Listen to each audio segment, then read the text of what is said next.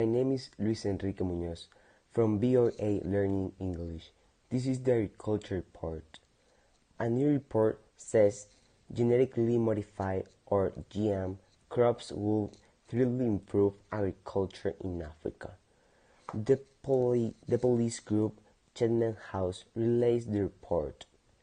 It says African governments are unlikely to approve GM crops because opponents are trending fear about its possible dangers.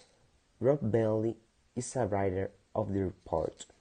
He says opponents have created anti-GM campaigns based on misinformation.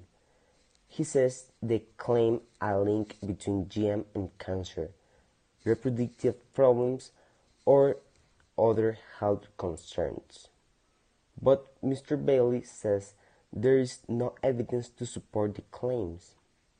And he says GM crops offer the best hope of increasing productivity and dealing with climate change in Africa. Opponents of GM crops also argue that they are constantly to grow. They say they do not produce more than not-GM crops. They say GM crops require more use of chemicals than traditional crops.